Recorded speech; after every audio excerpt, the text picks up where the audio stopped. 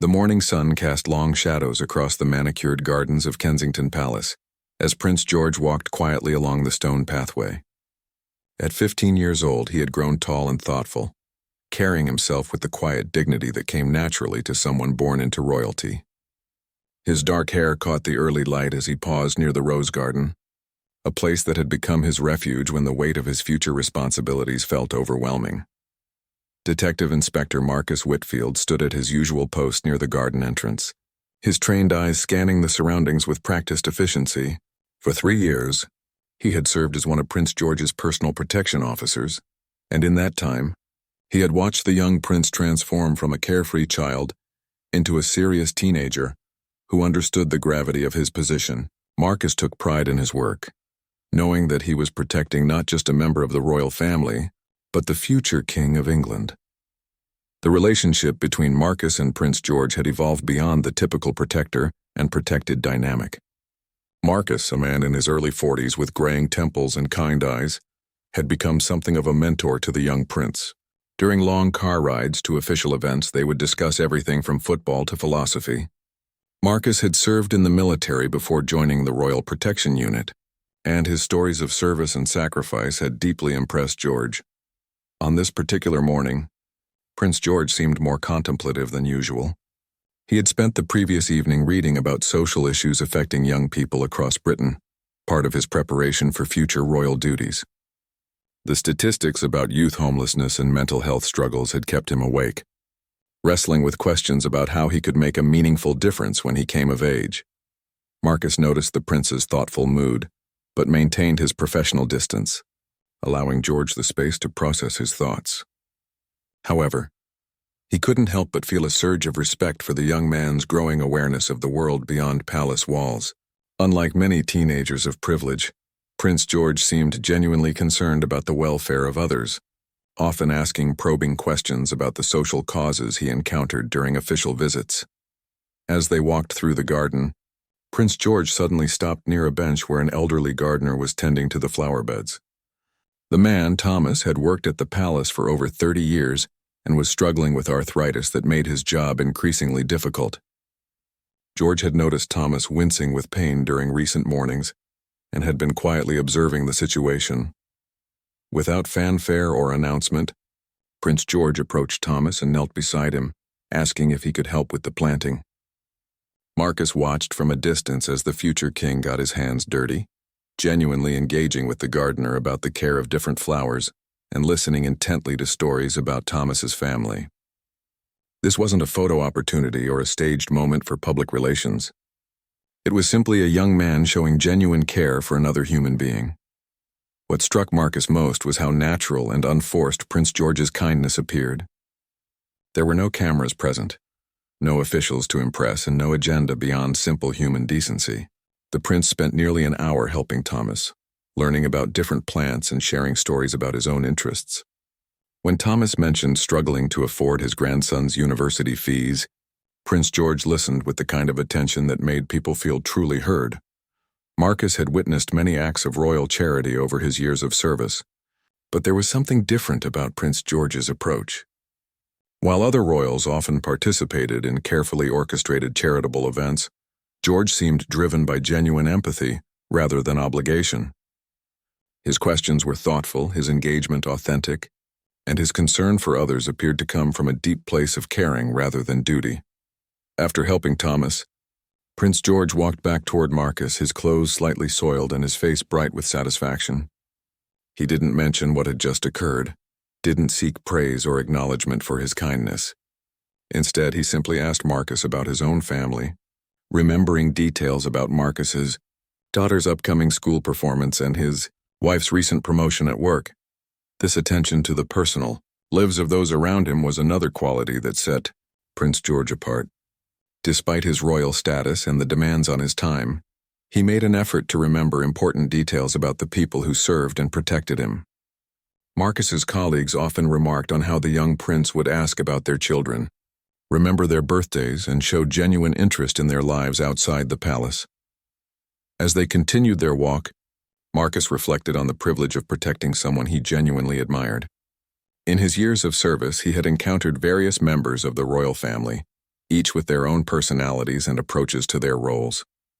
Prince George's emerging character suggested a future monarch who would rule with both wisdom and compassion, someone who understood that true leadership meant serving others rather than being served.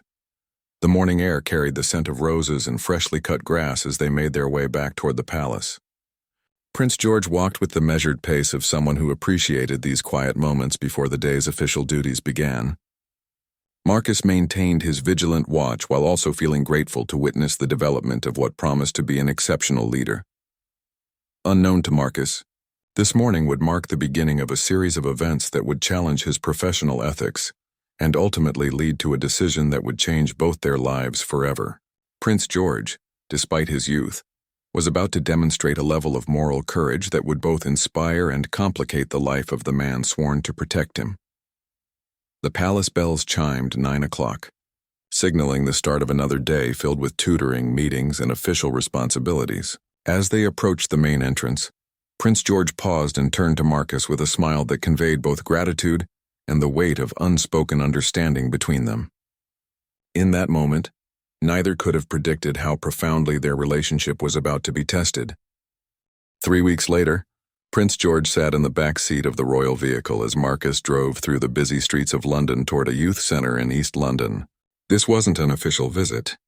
Instead, George had specifically requested to see firsthand the challenges facing young people in underserved communities. His private secretary had initially resisted the idea, citing security concerns and protocol issues, but George had insisted with a quiet determination that surprised everyone. Marcus had helped arrange the visit, using his contacts from his days as a police officer to ensure they could observe the center's operations without disrupting the daily routine. He admired the prince's desire to understand real problems rather than just reading about them in reports. As they navigated through increasingly crowded streets, Marcus noticed how intently George studied the neighborhoods they passed through, taking in details that most people in his position would overlook. The youth center was housed in a converted warehouse, its brick walls covered with colorful murals painted by local teenagers. Inside, dozens of young people aged 13 to 18 gathered for after-school programs, homework help, and job training workshops.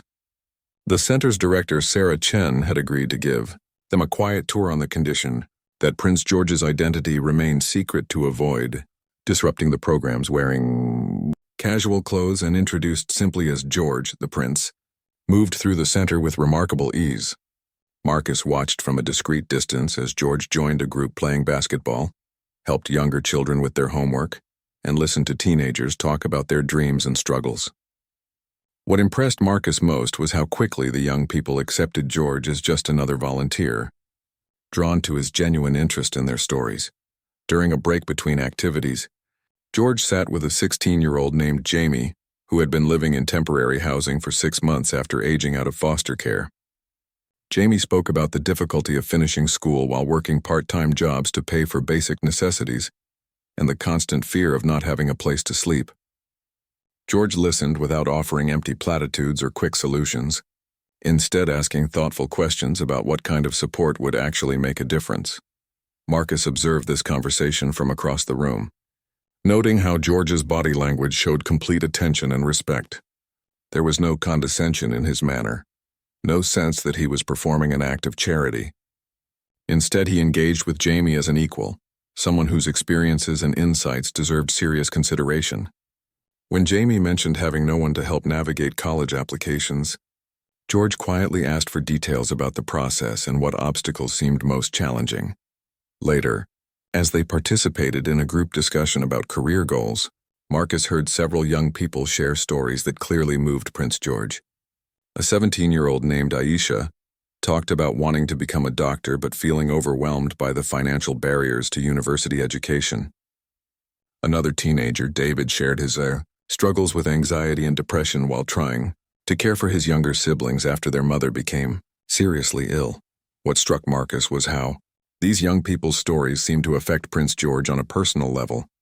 His questions weren't the polite inquiries of someone fulfilling an obligation, but the engaged responses of someone who genuinely cared about finding solutions. When the group discussed what changes they would make if they had the power to help other young people, George's suggestions showed he had been listening carefully and thinking deeply about systematic issues rather than just individual cases. As the afternoon progressed, Marcus began to understand something significant about Prince George's character. The young prince wasn't just learning about social problems as an academic exercise or preparing for future ceremonial duties. He was developing a personal mission to use his position and privileges to create meaningful change in people's lives. This realization both impressed and concerned Marcus, who understood the complexities that would arise when personal convictions conflicted with royal protocol. During the drive back to the palace, Prince George was unusually quiet, processing what he had experienced. Finally, he asked Marcus what he thought about the afternoon. Marcus chose his words carefully, acknowledging the inspiring young people they had met while also noting the complex challenges they faced. George nodded thoughtfully, then surprised Marcus by asking detailed questions about poverty, mental health services, and educational opportunities for disadvantaged youth. The conversation revealed the depth of Prince George's thinking and his growing frustration with the gap between his privileged life and the struggles of his future subjects. He spoke about feeling helpless to make real change while bound by the constraints of his position, and questioned whether the traditional royal approach of ceremonial visits and charitable patronages was sufficient to address serious social problems. Marcus found himself in the uncomfortable position of wanting to encourage George's compassionate instincts while also understanding the practical limitations of royal involvement in political and social issues. He had seen how even well-intentioned royal interventions could become controversial, and he worried about the young prince's growing desire to take more direct action. As they arrived back at Kensington Palace, Prince George made a request that surprised Marcus. He asked for help arranging more informal visits to community organizations, youth centers, and social service programs. He wanted to understand the full scope of challenges facing young people across Britain, from urban poverty to rural isolation. Most importantly, he wanted to do this learning away from official channels and media attention. Marcus agreed to help, recognizing both the value of Prince George's education and the potential complications that could arise. He understood that these experiences were shaping the future king's worldview in profound ways. But he also knew that some members of the royal household might not approve of such direct engagement with social issues. That evening, as Marcus completed his shift and prepared to head home to his own family, he reflected on the remarkable young man he was privileged to protect. Prince George was developing into someone who would bring fresh perspective and genuine compassion to his future role. But Marcus couldn't shake the feeling that this path would inevitably lead to difficult choices and potential conflicts with established expectations. The seeds of a larger transformation were being planted, and Marcus sensed that he would play a crucial role in supporting Prince George through whatever challenges lay ahead. Over the following months, Prince George's unofficial community visits became a regular occurrence, carefully coordinated by Marcus to avoid media attention and security risks. Each experience seemed to deepen the young prince's understanding of social inequality and strengthen his resolve to make a meaningful difference. Marcus watched with growing admiration as George developed relationships with young people from vastly different backgrounds, learning from their experiences and finding ways to quietly help when possible.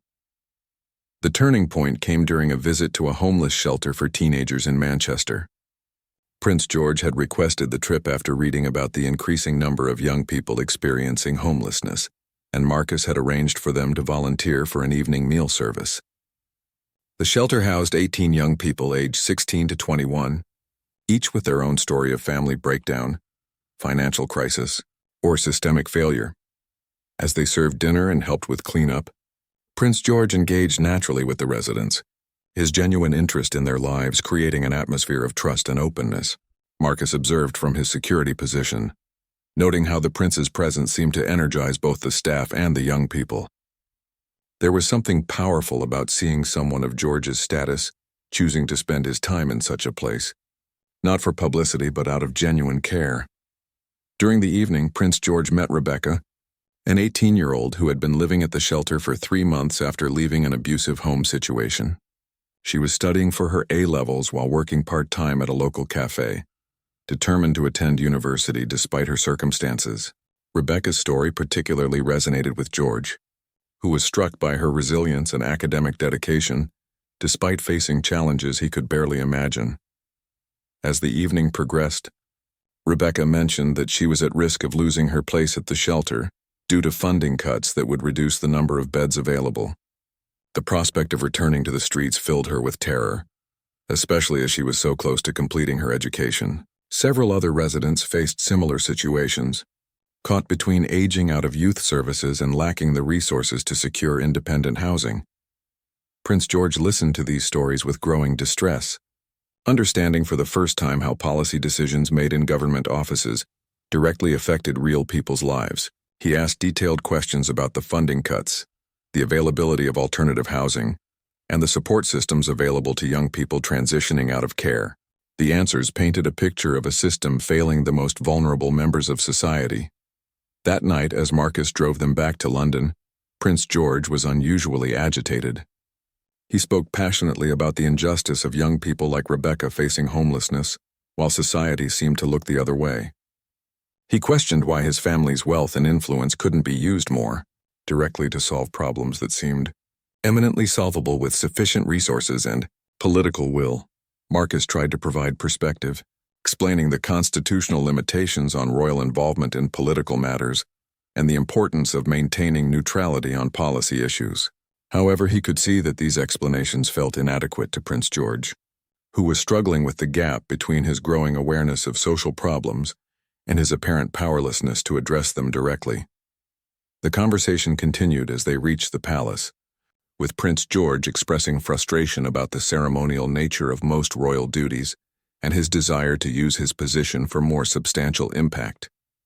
He spoke about feeling like he was preparing for a role that involved endless ribbon cuttings and polite conversations, while real suffering continued around him. Marcus recognized the sincerity of these concerns while also understanding the complex realities of constitutional monarchy. In the days following the Manchester visit, Prince George became increasingly focused on the homeless shelter's funding crisis. He researched the organizations involved, studied the budget cuts affecting youth services, and explored potential solutions. Marcus watched with concern as the prince's academic studies and other responsibilities took second place to his obsession with helping Rebecca and the other young people they had met. Prince George's first instinct was to approach his father directly, requesting permission to make a substantial personal donation to the shelter. However, Marcus gently explained that such an action would require approval from senior royal officials and could set precedents that might prove problematic. Any royal charitable giving had to be carefully managed to avoid accusations of political favoritism or inappropriate interference in government policy. Frustrated by these constraints, Prince George began exploring alternative approaches. He considered reaching out to private donors, organizing fundraising events, or using his influence to draw media attention to the shelter's plight. Each option, however, came with its own complications and potential risks to the reputation and neutrality of the monarchy. Marcus found himself in an increasingly difficult position, torn between his admiration for Prince George's compassionate instincts and his professional responsibility to protect both the prince and the institution he represented. He could see that George was approaching a crisis point where his personal values were coming into direct conflict with the expectations and limitations of his royal role. The situation intensified when Prince George received word that Rebecca had been forced to leave the shelter due to the bed shortage. Despite her academic achievements and employment, she couldn't afford private housing and faced the prospect of sleeping rough while trying to complete her A-level examinations. For Prince George, this news represented a personal failure and a damning indictment of a system that claimed to care for its most vulnerable citizens. Late one evening, as they returned from another community visit, Prince George made a statement that sent alarm bells ringing in Marcus's mind. He declared that he was going to find a way to help Rebecca and others like her, regardless of protocol or official approval. The determination in his voice suggested that he was prepared to take action that could have serious consequences for both himself and the monarchy. Marcus realized that they were approaching a moment of truth that would test not only Prince George's character, but also his own loyalties and professional ethics. The young prince's growing commitment to social justice was admirable, but it was leading him toward choices that could fundamentally alter his relationship with the institution he was born to lead. The stage was set for a confrontation between personal conscience and royal duty, with Marcus caught in the middle as both protector and witness to Prince George's moral awakening. The crisis reached its peak on a cold Tuesday morning in November, when Prince George informed Marcus that he had made a decision that would change everything. They were sitting in the palace library, surrounded by books on constitutional law and social policy that George had been studying obsessively for weeks. The young prince looked older than his 15 years, his face showing the weight of moral conviction mixed with the burden of impossible choices. Prince George explained that he had been in contact with Rebecca through the shelter's social worker, learning that she was indeed sleeping rough while attempting to continue her studies. The thought of this brilliant young woman facing such hardship while he lived in unimaginable luxury had become unbearable to him. More troubling still, he had discovered that her situation was not unique.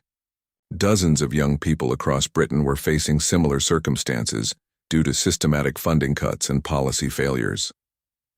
Marcus listened with growing concern as Prince George outlined his plan.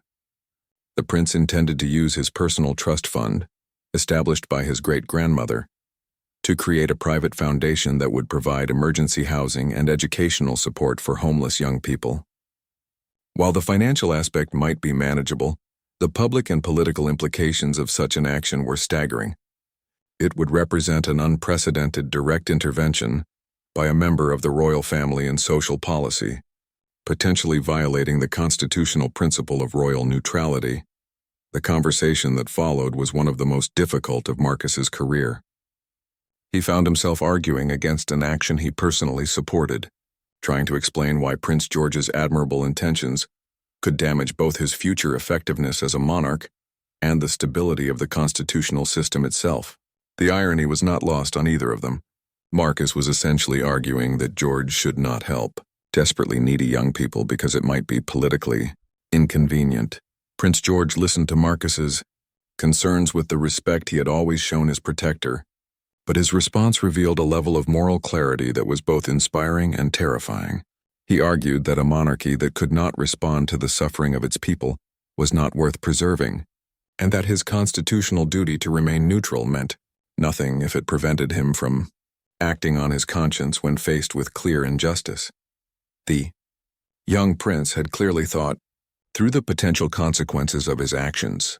He understood that his foundation could be criticized as political interference, that it might create precedents that future royals would struggle to manage, and that it could strain his relationships with government officials and senior members of his own family. However, he had concluded that these risks were acceptable when weighed against the moral imperative to help young people who were suffering through no fault of their own. Marcus found himself facing an impossible dilemma. His professional duty was to protect Prince George from making decisions that could harm his reputation or future effectiveness. However, he was also deeply moved by the prince's commitment to using his privilege for the benefit of others, especially young people who reminded Marcus of his own daughter and her friends. The idea of discouraging such compassionate leadership felt like a betrayal of his own values. As they continued their discussion, Prince George shared additional details that made his plan even more remarkable and problematic. He had been working secretly with legal advisors to structure his foundation in a way that would maximize its impact while minimizing direct political implications.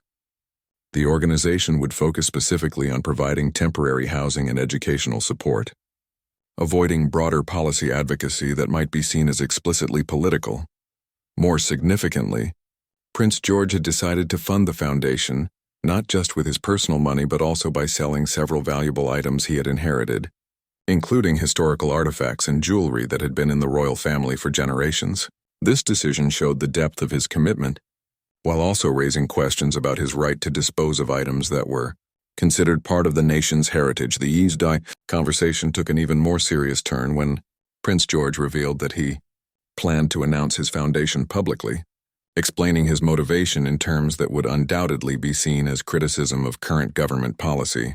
He intended to speak directly about the failure of existing systems to protect vulnerable young people and the moral obligation of those with resources to fill the gaps left by inadequate public services. Marcus understood immediately that such a public statement would create a constitutional crisis.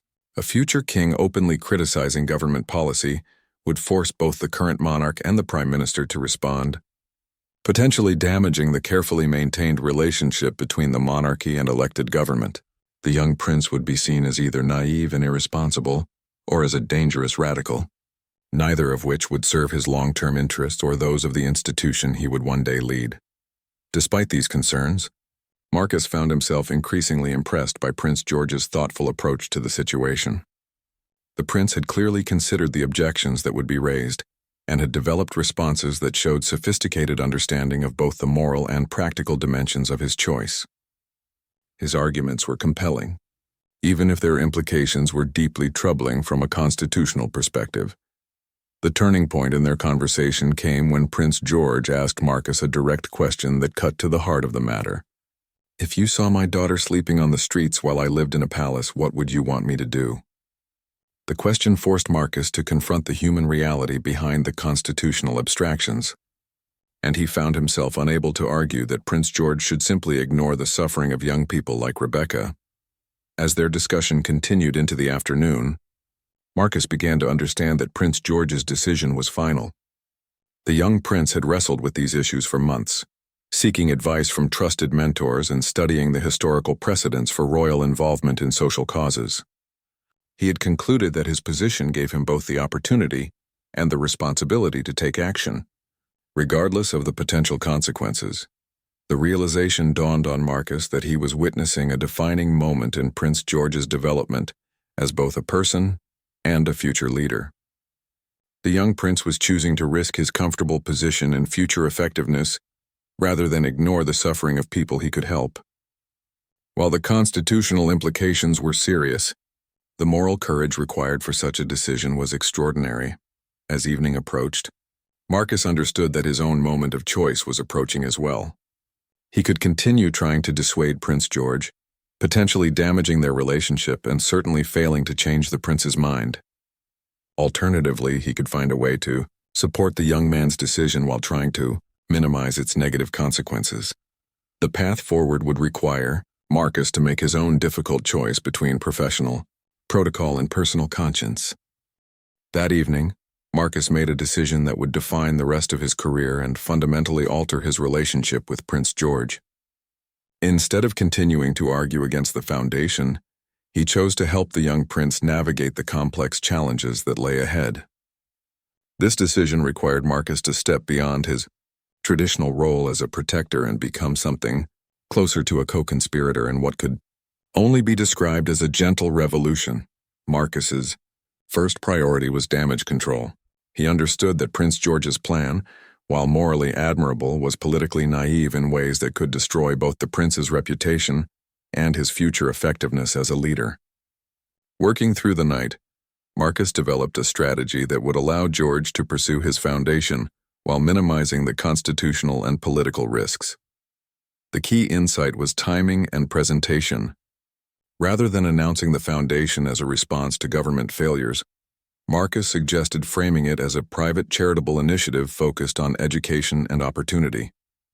By emphasizing the personal stories of young people like Rebecca and avoiding explicit criticism of government policy, they might be able to pursue the prince's goals while maintaining the appearance of political neutrality. Marcus also proposed involving established charitable organizations as partners, which would provide legitimacy and expertise while reducing the appearance that Prince George was acting unilaterally. By working through existing channels rather than creating entirely new institutions, they could achieve the prince's objectives while respecting constitutional conventions about royal involvement in social issues. The next morning, Marcus presented his recommendations to Prince George, who listened with the careful attention he had always shown to Marcus's advice. The prince understood that these modifications would limit the impact of his intervention while making it more politically sustainable. After hours of discussion, they agreed on a compromise approach that preserved the core mission while reducing the constitutional risks. However, their planning sessions did not go unnoticed by other members of the royal household. Within days, Marcus received a summons to meet with the Prince of Wales's private secretary, a career civil servant named Sir Richard Pemberton, who had served the royal family for over 20 years. The meeting took place in Sir Richard's office, a wood-paneled room filled with portraits of previous monarchs and constitutional documents. Sir Richard's message was clear and uncompromising. He had learned about Prince George's foundation plans and considered them completely unacceptable. The private secretary explained that any such initiative would require approval from senior royal officials, coordination with government ministers, and careful management to avoid constitutional impropriety. Prince George's current approach, he argued, showed dangerous disregard for the principles that had allowed the monarchy to survive and thrive in modern democratic society. More troubling for Marcus, Sir Richard made it clear that he held Marcus personally responsible for allowing Prince George to develop such inappropriate ideas. The private secretary suggested that Marcus's background as a police officer had not adequately prepared him for the subtle requirements of royal service, and that his failure to properly guide Prince George was grounds for dismissal from the Royal Protection Unit. The threat was both personal and professional. Marcus had built his career around royal service, and dismissal would effectively end his prospects for similar work. More importantly, removal from his position would separate him from Prince George at a crucial moment when the young prince needed experienced guidance through an unprecedented situation. Marcus's response to Sir Richard's ultimatum revealed the depth of his commitment to Prince George's development as a leader. Rather than backing down or apologizing for his support of the foundation, Marcus defended the prince's intentions and argued that the monarchy's future depended on its ability to respond meaningfully to social challenges. He pointed out that Prince George's generation would inherit a world where traditional approaches to royal duty might prove inadequate to maintain public support for the monarchy. The conversation with Sir Richard crystallized the fundamental tension at the heart of the situation. The royal establishment viewed Prince George's foundation as a dangerous precedent that could undermine the constitutional balance between monarchy and government. However, Marcus saw it as evidence of the moral leadership that would be essential for the monarchy's survival in the 21st century. Following his confrontation with Sir Richard, Marcus faced an agonizing decision about his future. He could withdraw his support for Prince George's foundation, accept the traditional constraints on royal involvement in social issues, and preserve his career. Alternatively, he could continue supporting the prince's initiative while risking professional destruction and separation from the young man he had pledged to protect. The decision became even more complex when Marcus learned that Prince George was aware of the pressure being applied to discourage the foundation.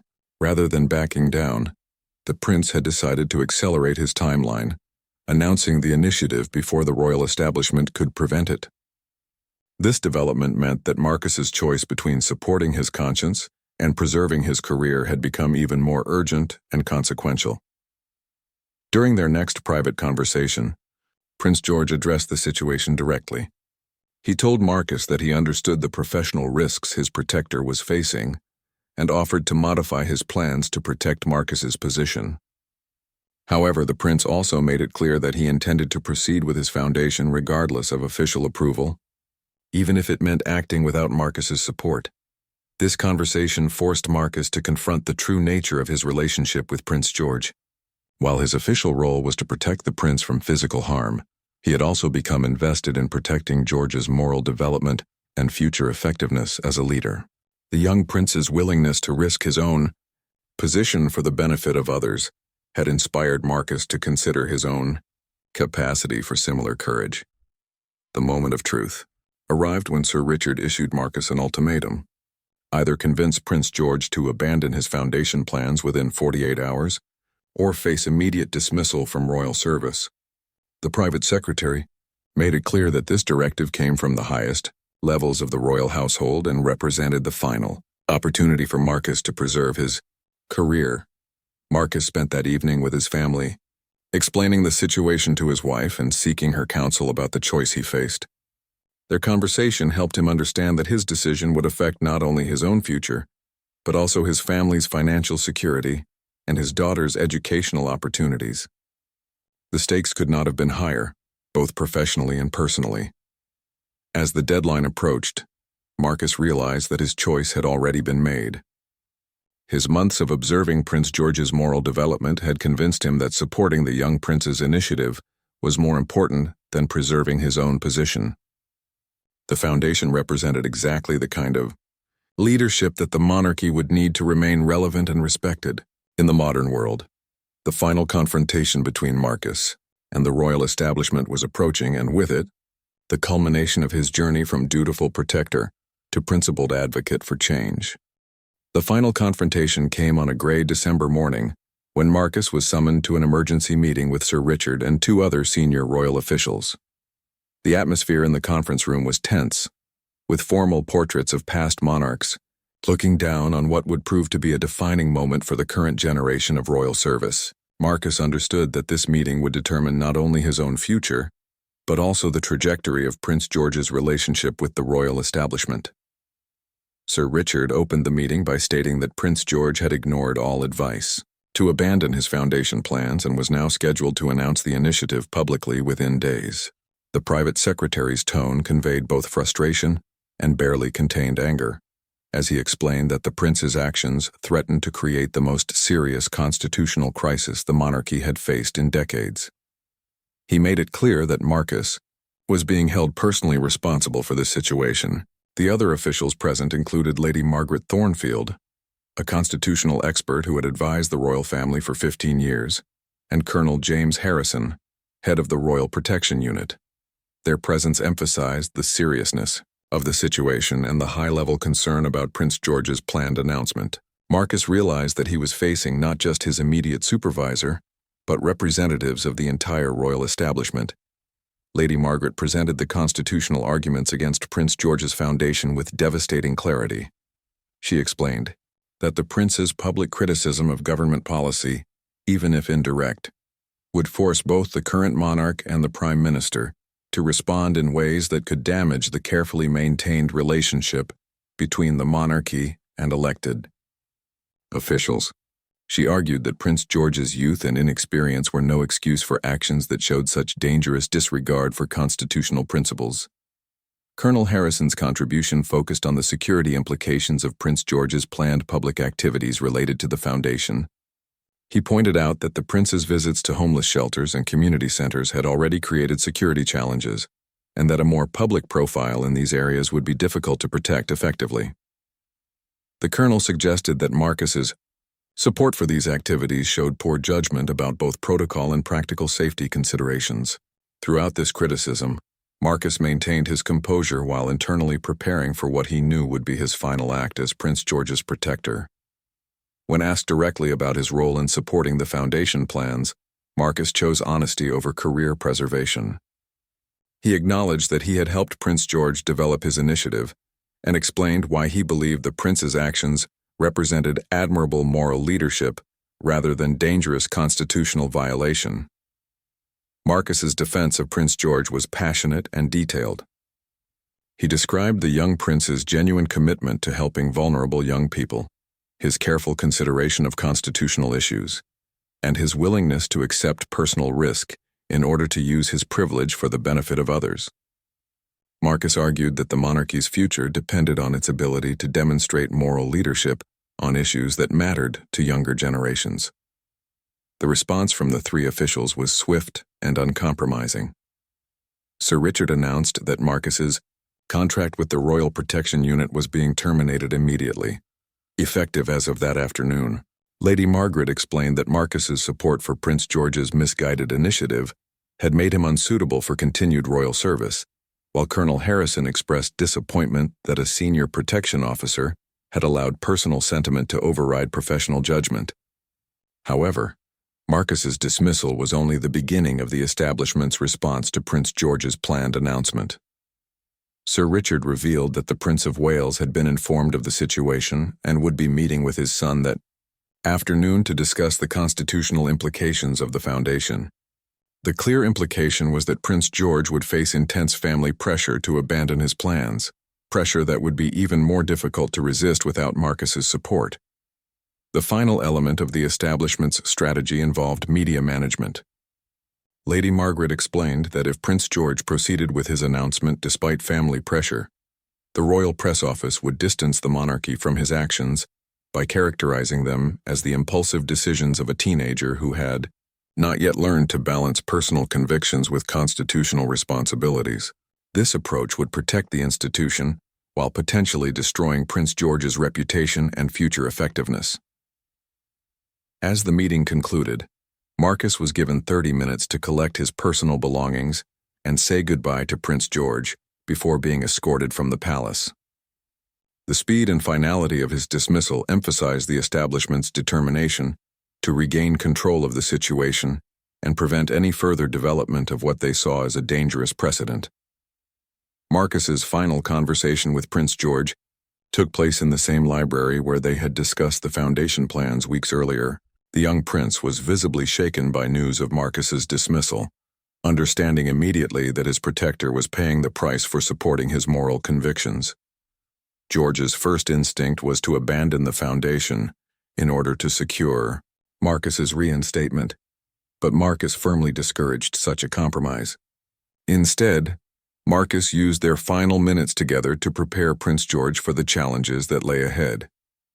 He explained that the prince would now face the full weight of family and institutional pressure to conform to traditional expectations, and that standing firm would require extraordinary courage and determination. Marcus emphasized that the foundation represented not just help for individual young people, but a statement about what kind of monarch Prince George intended to become.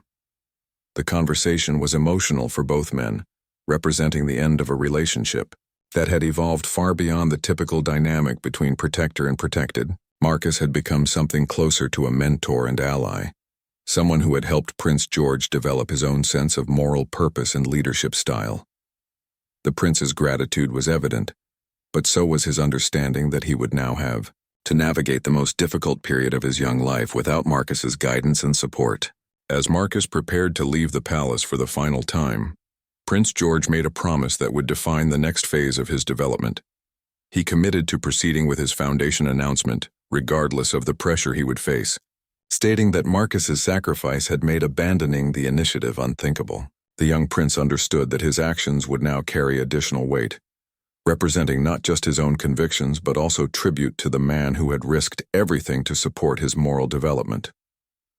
Marcus left Kensington Palace that afternoon knowing that his career in royal service was over, but confident that he had helped shape a future monarch who would bring unprecedented compassion and social awareness to his role. The price had been higher than he had anticipated, but the principle at stake had made the sacrifice worthwhile. The stage was now set for Prince George to face his greatest test yet, standing alone against the combined pressure of family, institution, and constitutional tradition in pursuit of his vision for a more socially engaged monarchy. 3 days after Marcus's dismissal, Prince George stood before a small gathering of journalists and youth advocates in a community center in South London. The venue was deliberately chosen to emphasize the grassroots nature of his initiative and to connect his announcement with the young people who would benefit from his foundation. Despite the enormous pressure he had faced from family members and royal officials, the 15-year-old prince had maintained his commitment to proceeding with his plans. The announcement itself was masterfully crafted, reflecting lessons Marcus had taught Prince George about balancing moral conviction with political wisdom. Rather than directly criticizing government policy, the prince focused on telling the stories of individual young people he had met during his unofficial visits. He spoke about Rebecca's determination to complete her education despite homelessness, about Jamie's struggle to find stability after aging out of foster care, and about dozens of other young people whose potential was being wasted due to circumstances beyond their control. Prince George's foundation, which he named Future Forward, would provide emergency housing support, educational assistance, and mentorship programs for vulnerable young people aged 16 to 21. The initiative would be funded through his personal resources and private donations, carefully structured to avoid any appearance of political interference, while maximizing its practical impact. The prince emphasized that the foundation represented his personal commitment to using his privilege for the benefit of others rather than any criticism of existing government programs. The reaction to Prince George's announcement was immediate and intense. Supporters praised his courage and compassion, arguing that his initiative represented exactly the kind of leadership the monarchy needed to remain relevant in the 21st century. Critics, however, accused him of constitutional impropriety and suggested that his actions showed dangerous disregard for the principles that had allowed the monarchy to survive in democratic society. The royal establishment's response was carefully measured, reflecting the delicate balance they needed to maintain. An official statement acknowledged Prince George's compassionate intentions, while emphasizing that his initiative was a personal project that did not represent official royal policy. The statement also noted that the prince was still developing his understanding of constitutional responsibilities and would receive additional guidance about the appropriate scope of royal involvement in social issues. Behind the scenes, however, the response was far more intense.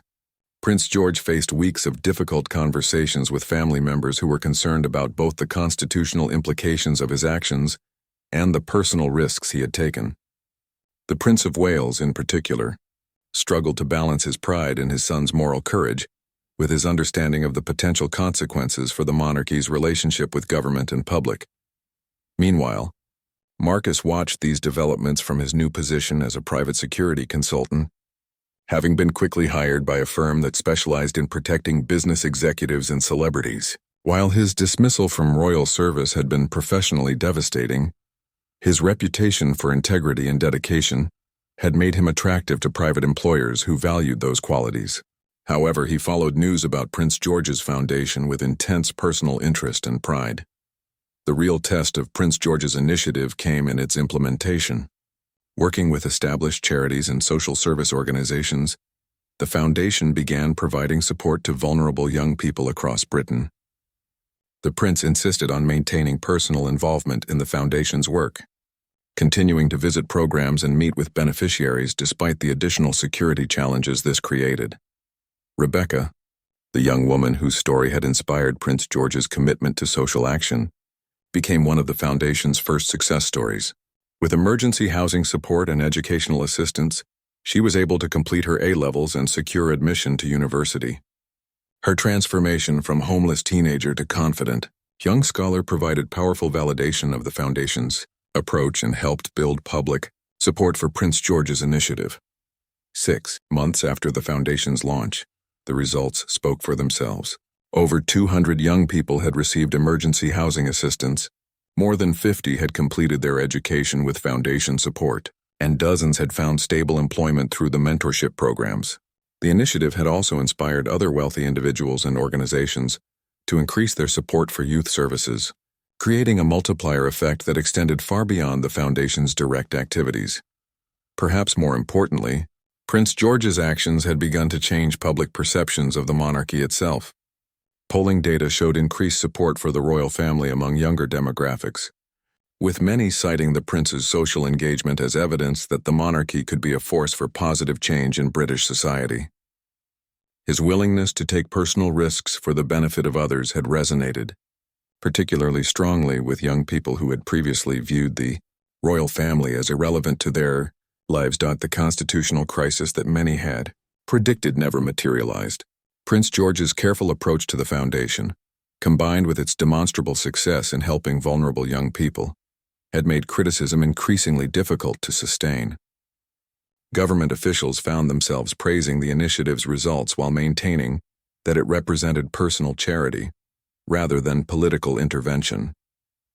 A year after Marcus's dismissal, Prince George requested a private meeting with his former protector at a quiet restaurant in London. The reunion was emotional for both men, representing not just a personal reconnection, but also an opportunity to reflect on the consequences of their shared commitment to moral principle over professional convention. Prince George updated Marcus on the foundation's continued growth and success, but more importantly, he thanked his former protector for the role he had played in encouraging moral courage over institutional conformity. The prince acknowledged that Marcus's sacrifice had made his own commitment to the foundation unshakable, transforming what might have been a teenage gesture into a defining characteristic of his emerging leadership style. Marcus, for his part, expressed pride in Prince George's development and gratitude for the opportunity to have played a role in shaping a future monarch who would bring unprecedented social awareness to his position. While his dismissal had been professionally costly, he felt vindicated by the Foundation's success and by Prince George's growth into a leader who understood that privilege carried obligations to serve others. As they parted that evening, both men understood that their relationship had evolved into something unique in the history of royal service. Marcus had moved from being Prince George's protector to being his inspiration for moral courage, while the prince had demonstrated that even young royals could challenge institutional expectations when guided by strong principles and careful planning. The Foundation continued to grow and evolve, eventually becoming a model for royal engagement with social issues throughout the Commonwealth. Prince George's early demonstration of moral leadership had established a new template for 21st century monarchy, one that balanced constitutional requirements with active compassion for society's most vulnerable members. Marcus's resignation from royal service had ultimately enabled, rather than prevented, Prince George's emergence as a transformational leader, proving that sometimes the greatest service requires the courage to challenge the very system one has sworn to protect.